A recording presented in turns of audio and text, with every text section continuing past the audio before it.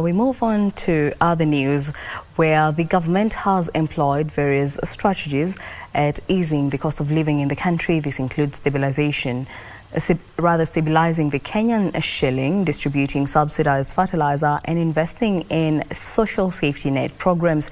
Prime Cabinet Secretary Musalia Mudavadi says the ongoing rains will further ease the prices of basic goods like maize and wheat flour, vegetables and cooking oil. The Prime Cabinet Secretary spoke exclusively to Channel 1 News.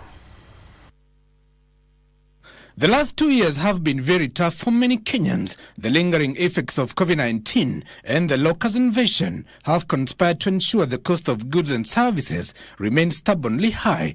The situation has been compounded by sky-high fuel prices that have appreciated by more than 5% in the last 24 hours. This has caused a major public outcry, with the opposition seizing the crisis to stage public demonstrations.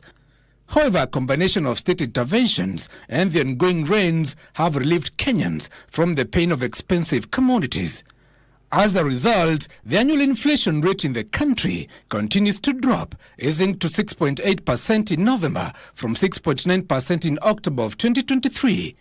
Prime Cabinet Secretary Musalia Mudavadi says the cost of living will continue to drop going forward as most farmers embark on their December and January harvest.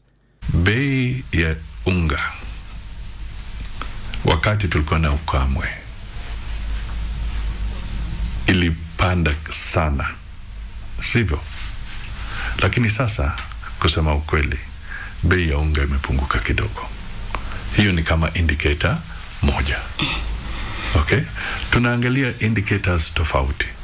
Speaking exclusively to Channel 1, Mudavadi has also defended the state borrowing program with the World Bank and the International Monetary Fund, saying the lending terms of the two institutions offer more favorable terms. Sasa ikiwa tunapata mkopo wa IMF ama World Bank, ni ule unaitwa concessionary loan ama concessionary assistance. Yani unapata na riba ni kama 1%. Ni kama hata haina riba. Karibu 1% ama 2%.